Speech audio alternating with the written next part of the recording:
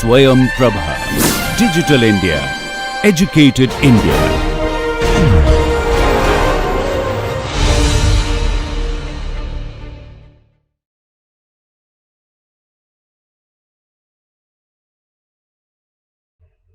Maybe I will not spend too much of time on these. So we talked about this front end, backward. So there are these two dominant compilation model. One is a Holman model, which we study, where we have a front end which generates an abstract syntax tree, which generates an optimizer, which abstract syntax tree is fed to an optimizer, which then generates a target independent IR. And then there is a code generator which takes a target independent or machine independent IR and generates a target program.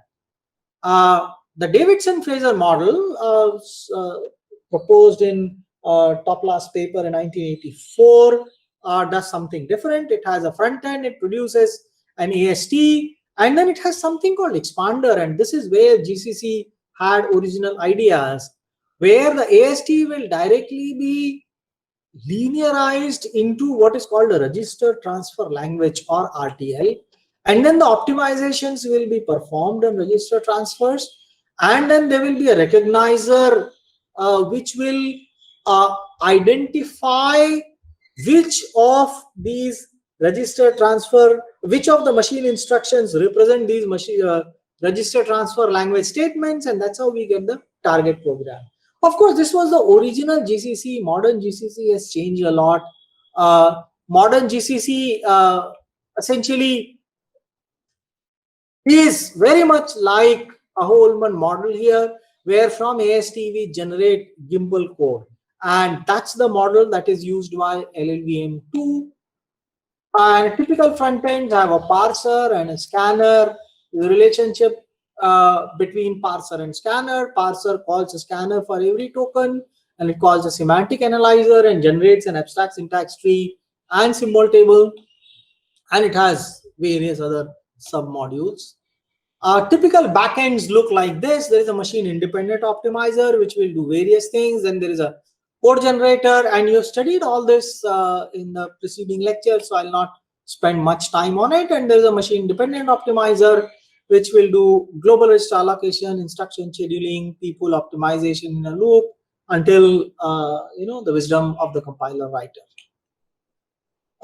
This is a GNU toolchain. Let me skip through this because I don't want to really spend too much on the structure of the compiler. The compilers are really very powerful these days. There's LLVM toolchain picture. Let me once again skip that. Let me come to modern challenges, which is the main part of this, and I might overflow this talk by 10 minutes, and I hope you will allow me to do that. So this is where the most interesting part is. Okay, so what is the source of new challenges? So what are the modern challenges? So we talked about the challenges faced by John Backus and his team, and let's talk about the challenges that we face today. Okay, so these are the reasons why modern compilers, in spite of being powerful, very powerful, also have to face several challenges. First, the languages have changed significantly.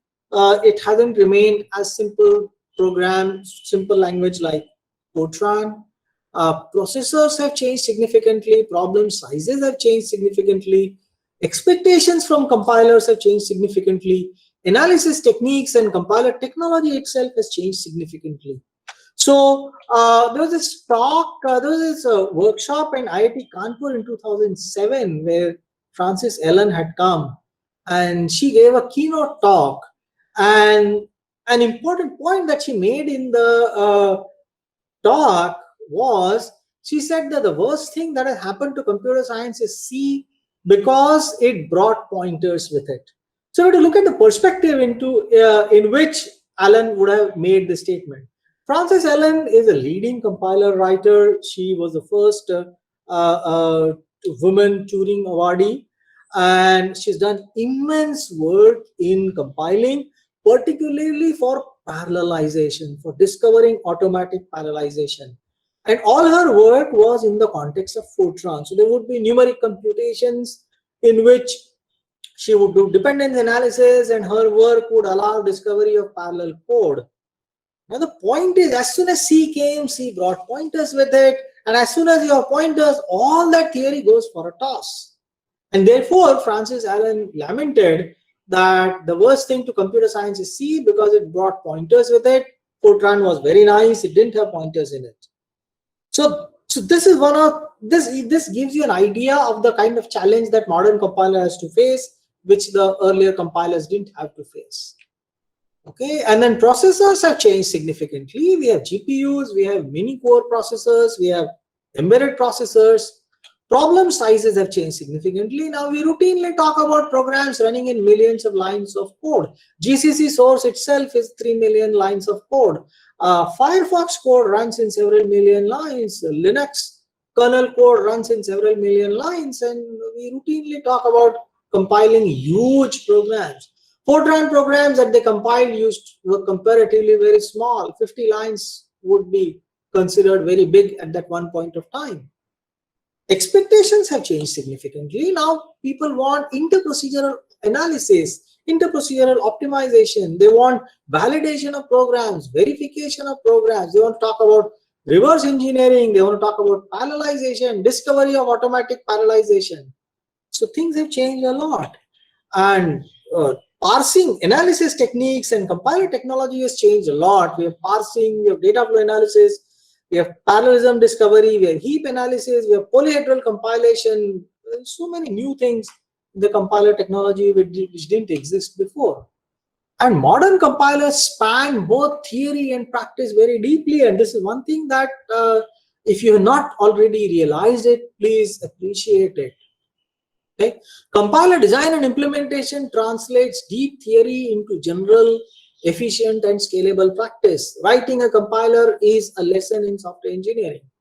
Okay. It uses principles, techniques from many areas in computer science. It's a great application of software engineering, makes practical application of deep theory and algorithms and rich data structures, and it uses rich features of computer architecture. Okay. So here is just a list of theory and algorithms. I borrowed this slide from Professor Y. and Srikanth of IIT Bangalore. So uses mathematical logic for type inference and checking, lattice theory for static analysis. I will not go over the entire list and everything. I mean, you would have covered many of these in the course. If not, maybe you could look up the slides will be with you. None of this actually existed when Backus and his team wrote the first Fortran compiler. It also uses rich data structures, sparse representations, 4 arrays representation for scanner and parsing tables, uses stacks, lists, and arrays in symbol tables, trees, DAGs, etc., etc.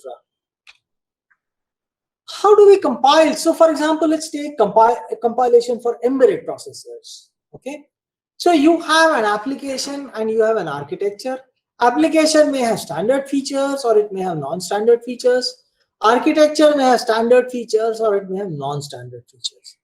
What normally we look at, not what normally we study, is a standard application, a conventional application in a conventional language with a conventional compiling technique and a conventional architecture.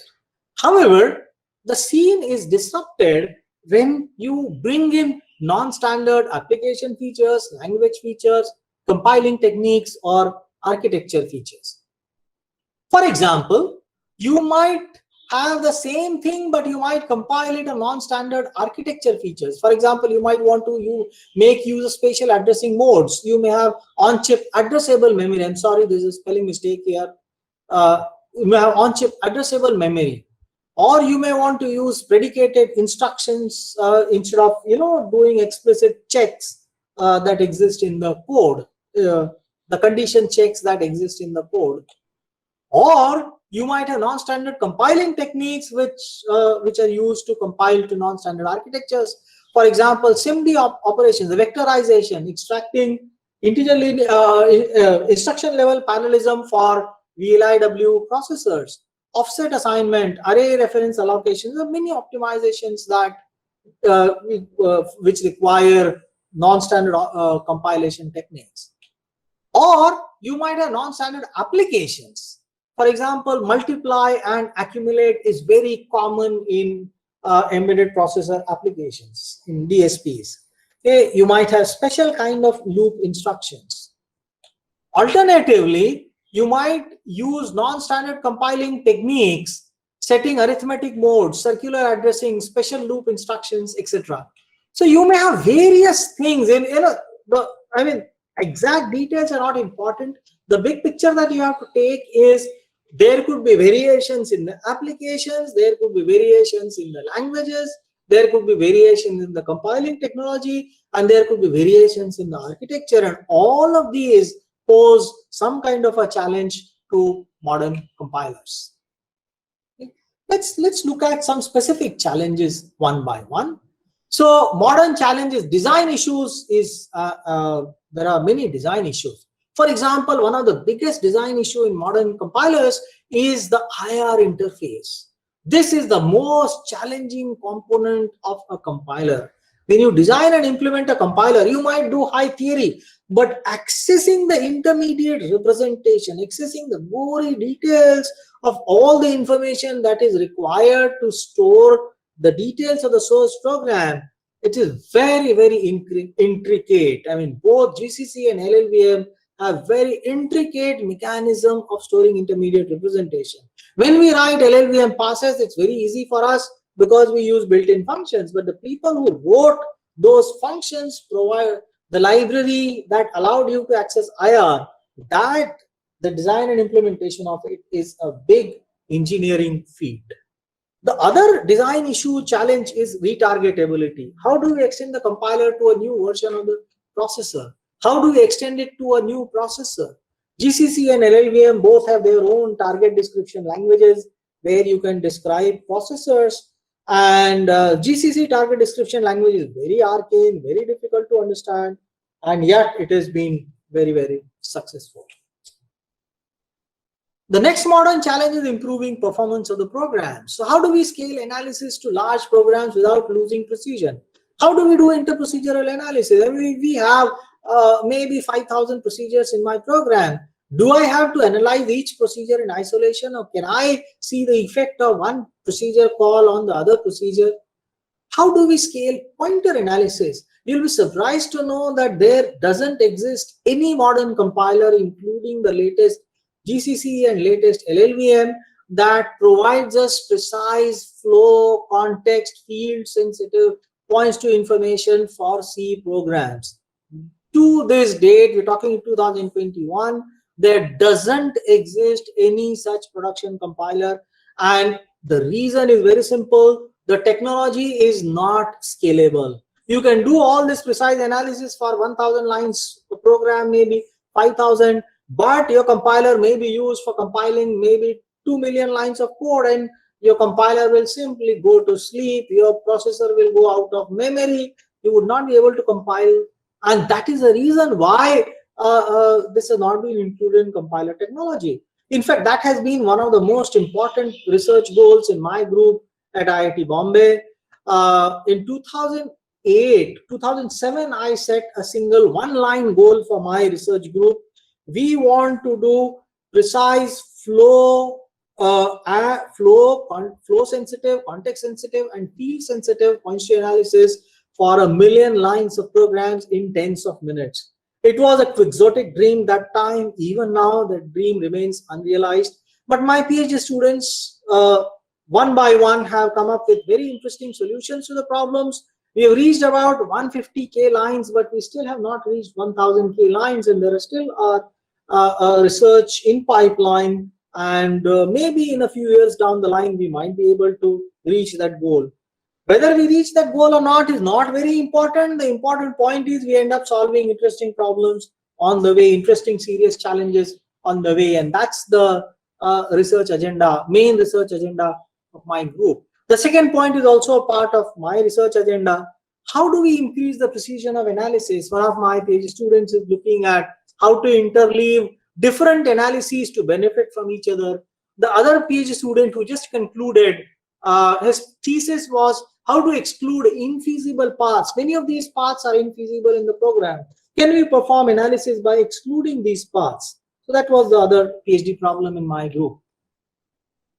There are many language issues. How to efficiently compile dynamic features such as closures, higher order functions such as eval in JavaScript.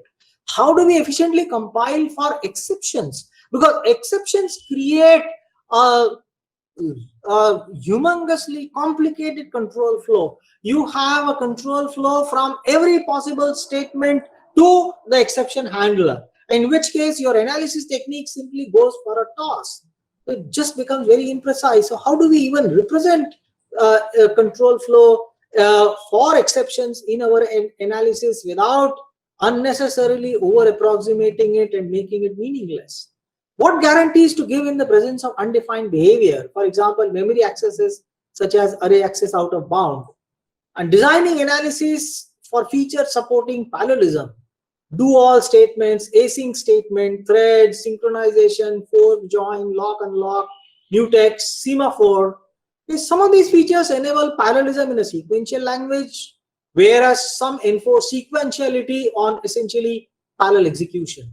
And how do we design and analyze programs for extracting parallelism? Then there are target machine issues. How to exploit pipelines? We all know about the Spectre bug, and I won't go into the details. How to use multiple execution units? How to use cache hierarchy? How to use parallel processing using shared memory, distributed memory, or message passing? How to use vector operations? How to use VLIW and superscalar instruction issue? How to exploit all these features? The crux of the matter is the following. Hardware is parallel, whereas the conventional software is sequential. Software view of memory model is what is called strong consistency, which says every execution with the same input should give the same result. That's the software view of model. There are parallel languages, but they have not become the mainstream languages. They haven't become very common. Of course, for some GPUs, we have CUDA, etc. But still, most of the languages continue to be sequential. Hardware view of the memory model is very different. It imposes what is called sequential consistency, where results should coincide with some interleaving of threads. That's the point. It doesn't necessarily, there are threads and you don't know whether this will execute before or that will execute before. You might have any interleaving. One will execute, then the second will execute, or the first statement of the one will execute and the second statement of the second will execute, like this. So you might have this interleaving. Okay, this is parallelism at the granularity of instructions in threads. Going forward, memory architectures give weak consistency, where parallelism is at the granularity of pipeline units of the instructions, such as load, store, buffering, and therefore you issue several instructions and instruction reordering is done based on whose execution unit, which execution unit is free, and for which execution unit the data is available. Software view is stable, understandable, hardware view is disruptive. Let's look at one example of how it is affecting the languages. So let's look at this simple concurrent program. There are two threads. Variables A and B are thread local. Variables X and Y are shared global variables. So first thread, initial values are X equal to 0, Y equal to 0. First thread says A is equal to X, Y is equal to 1. The second thread says B is equal to Y, and if B is true, then X is equal to 1. And with these two threads, they can share values of X and Y. A and B are local. So what is the result of what are the values in A and B at the end of it? That's the question. So sequential, if we talk about sequential consistency, we have the following possibilities. So we might execute first thread completely. A is equal to X, Y is equal to 1, and then we execute the second thread. So because A is equal to X and X is 0 initially, so A is 1. Y is 1, Y is assigned to 1, so B is Y, so B becomes 1. And B is checked, so X is equal to 1. So eventually we get A is equal to 0 because X is equal to 0, and Y is assigned 1, so we get B is equal to 1 in this interleaving. However, if we were to reverse the order of execution of the threads. If you were to say, let's first execute this thread. So we say b equal to y. So now y gets 0. And if b is true, then x is equal to 1. So b is 0. So x is not made 1. So when we execute this thread, we assign the initial value of x to a, which is, so we have a equal to 0, and we have y is equal to 1. So we get the result a equal to b equal to 0 in this particular thread. Okay. However, we could interleave thread in some other way as well. For example, we might execute the first statement of this thread and then the first statement of this thread. So b is equal to y, a is equal to x, and then the second statement of this thread and the first statement of this thread. So we might have this interleaving. Here also we get a equal to b equal to 0. Or we might execute first statement of this thread and this thread completely. So b is equal to y and this blue thread, and then the second statement of the pink thread. Or we might execute the first statement of the blue thread and then the pink thread completely, and then the second statement. Or we might interchange first statement of blue, first statement of pink, second statement of blue, second statement of pink. In either case, we get a equal b. In all these cases, there are only two results that are possible. We have either a equal to 0, b equal to 1, or both a equal to b equal to 0. These are the results that are possible. However, and this is where the things become complicated, there are processors which support what is called relaxed memory consistency. What does it mean? We execute the second statement of the first thread. Now the statements within a thread are not necessarily executed sequentially. Relaxed memory consistency allows you to alter the sequence in the thread on the ground that this uses a and x, this uses y and 1, and there is no data dependence between these two statements. So these two statements could be executed in any order. The sequential consistency said that the statements in a thread have to be executed sequentially. But relaxed memory consistency says no need of a sequence. If you don't have any dependency, then you can execute in any order. This is what's called out of order execution on the processors. So we could have y is equal to 1, and then we say b is equal to y. So now we get b is equal to 1. So we get b is true. So therefore we get x is equal to 1. And now we say a is equal to x. So we get x is equal to 1. So we now have both a is equal to 1 and b is equal to 1. Recall that in the previous example, we didn't have this result, a equal to 1 and b is equal to 1. But this relaxed memory consistency allows it. This, in my opinion, is not good, although the hardware companies are pushing it. And they're pushing it, they want to include, they want this semantics to be included in standard C programs. They're pushing it because their processor can do it. But if you observe here, the argument that there is no data dependence between these two statements is strictly not valid. That is because there is a data dependence across the threads. So we are saying that I'm talking about A and B, but yes, you are using y is equal to 1 and b is set to y from here. So there is a dependency across the threads. So how can you execute this? So you have a is equal to x, and then you are checking x equal to 1, and your y is equal to 1, and you have b is equal to y. So it could be debated whether we should look at dependency across threads before reordering the statements. However, the processors have a very local view. They can't look at, in fact, we don't even have analysis techniques that could find out dependencies, such dependencies across threads of shared variable. That's one of the challenges. And because we don't have such things, the processor companies are saying that, C semantics should allow this. Now, when we allow such complicated semantics, obviously understanding the behavior of the program is going to become much, much more difficult.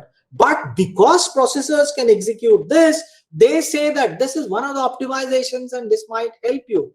This is an example of architecture feature influencing programming language. What else did John Backus and his team did? They also saw the architecture feature. They designed language to support a certain architecture. Language design was not the main goal. Here also, ease of understanding the program is not the main goal. Just because you can execute it, just because there is an architecture, therefore it must be executed. That is the philosophy. The clarity of the program, the cleanliness of understanding the program is not very important for these companies. They're saying this should be allowed, which means that your program now becomes much more complex. Your understanding of writing programs now becomes much more complex. So this is a challenge that the modern compilers face. I mean, how would a compiler generate code for this? How would compilers exploit this? And then the people will say, you have a compiler that really doesn't exploit the architecture features, and I can write an assembly program which is faster than the assembly program generated by your compiler. The other set of modern challenges that compilers face is in providing guarantees. How do we guarantee correctness of optimizations? This is hard even for machine independent optimization. It would be much harder for machine dependent optimization. I mean, for example, let's take this particular example. What does it mean to say the execution is correct? If you say everything is possible, then everything is correct by default. But does it correspond to the thing that a programmer had in mind? So if a programmer has certain result in mind, how can we guarantee that a compiler preserves the semantics of that? So verification of a production optimizing compiler is a pipe dream, and I have a couple of slides on this. It requires proving the correctness of translation of all programs. There's something called compiler validation, which is more realistic and yet not been achieved fully. It allows proving the correctness of translation of a given program. So we don't say this compiler will work correctly on all programs, but you're saying, give me a program and I'll show you whether your program has been compiled correctly on this, has been correctly or not. And we can hopefully automate the technique and repeat this for every possible program, thereby achieving the effect similar to compiler verification. The other problem that compilers face is interference with security. Security is becoming a very, very important problem now, particularly considering the fact that modern computation happens on the cloud. So when you are executing something, you are executing in a memory, and the next set of addresses from that memory may be assigned to some other processor, to some other user sitting somewhere in Philadelphia. You are sharing the same memory. How do we know that your memory is not being read by that user's memory? John Backus didn't have to worry about it because his computer was confined to a particular room. But now that is not the case. Computers have crossed frontiers of different countries, and now we don't know which two programs are sharing the memory. We are running this Google Meet here. We are using a certain memory on the same processor. Perhaps somebody sitting in Cambodia is using Google Meet and sharing the same memory. And how do we provide security guarantee? Now, the trouble with this is the following, that what compilers do and what security requires are conflicting. Optimizations disrupt memory view.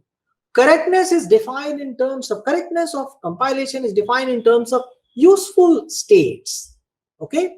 So clearing stack location by writing all zeros. So let's say I don't want to read my memory. After I have finished execution, the data will still remain in the memory. So I want to clear out all the memory. So at the end of my program, I write 0 to all locations in the memory. This is important for security.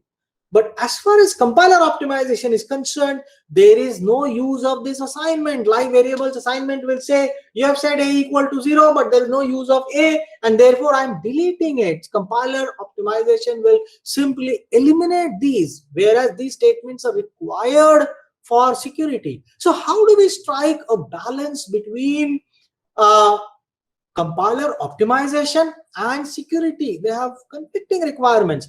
compiler optimization has a way of saying that these computations are redundant, whereas they are redundant within the program, but they are not redundant in the environment in which the program is executing because of the security considerations. The other problem is optimizations also disrupt timing estimates. So some people carefully write a loop assuming it will take so many milliseconds, and now your optimizer comes and does away with it, and that could spell doom on real-time programs if timing requirements are very important. So these are the other challenges that compilers face. How do we ensure that we do not trouble the user by our technology? Let's talk about compiler verification. So what does compiler verification mean? So you have a program P, and let comp P represent compilation of P, and let S mean P represent the semantics, the meaning of the source of P, and let T mean represent the meaning of the target language. So you have a semantics, you have a meaning of the program P, and you have a compiled program, and you have a meaning of the compiled program on the target machine. This is the source language, this is the target language. So these are two semantics expressed in two different languages. So assume that from the target language we are able to abstract out the meaning. So are we getting to this S mean and abstraction of T mean of comp P? Do they coincide? If they coincide for every program, then we have verified the compiler. We have said that the compiler corrects, our compiler compiles code correctly for every possible program. But this is very, very hard. This is very, very hard. Let's take a simple example of what I mean here. So let's say our source statements are y is equal to 5, x is equal to y plus 1. That's our program. And let's say compilation is on a stack machine, a Java bytecode like thing. So we push 5, and then we store it in A0, and then we push A0, and then we push 1, and then I forgot an add instruction here. There should be an add instruction. We push 1 and then store at A1. So the meaning of this is A0 has 5 and A1 has value 6, and there is a certain stack configuration. Now we can abstract it out saying A0 represents Y and A1 represents X. So this meaning, so these two meanings actually coincide, and we can say that this is indeed correct. But the question is, how do we do it for every possible program without even seeing the program? So we have to repeat this for every source program for P, and therefore it is very hard. It requires reasoning about actual compiler implementation, requires reasoning about the behavior of the compiler for an infinite number of programs and their translations. And its automation seems very, very unlikely. And can we reuse the proof strategy? So we don't know that. Instead, there is something called translation validation, where we repeat the same thing, except that we talk about a given program. We don't give guarantee for every program. We say, for this particular program, this translation is correct. If you give me some other program, I don't really guarantee that the translation will be correct. And we have a hope of automating it. This is less complex because it involves reasoning about a given pair of source and target programs, and compiler can be made to provide information for verification, and automation seems very likely. This is one of the important research projects at IIT Bombay. My colleagues, Professor Amitabh Sanyal and Professor Supratik Chakravarti, are spearheading this, and they have made interesting progress on this research project. But you can imagine that this is a very, very important problem. And then there are challenges of new expectations. For example, new application domains bring in new challenges. So what are the underlying abstractions of the domains that should become first-class citizens in a programming language? There's an effort to design a language and compiler for machine learning algorithms. So what kind of things do machine learning algorithms require? For example, for graphics processing, many people think convolution is a basic computation unit. So can we have convolution operation as a part of our programming language itself, instead of being expressed as a collection of loops and some assignments and multiplications, etc., etc.? Okay. So can we? So there's also an effort to design languages and compilers for streaming applications. I mean, what we do on the internet, we just stream the thing. So we have a stream of data coming in. So there are different kind of uh, uh, operations that are required to be performed. So would the same language that we use, would they be useful there, or do we need to design different languages and different kind of compilers? So that's one frontier. And second frontier, which is very common these days, and I think that's one of the questions that was asked to me on the in my first lecture: can machine learning algorithms help compiler create new optimizations? Can human ingenuity in design of novel algorithms be replaced by machine learning? That's one of the things. And then, can compilers learn from the programs they have compiled and become better over time? Right now, compilers don't do that. There is something called feedback, the profile guided optimization, or feedback driven optimization, FDO, and compilers tend to become better, but they're still not becoming better in the sense anticipated by machine learning. But this is another domain where a lot of people are working. Doesn't seem to be a reality as of now. Some people have used machine learning algorithms for discovering parallelism. So you basically see the kind of patterns and see which are the acceptable patterns. So there's a training set, and then you try and optimize.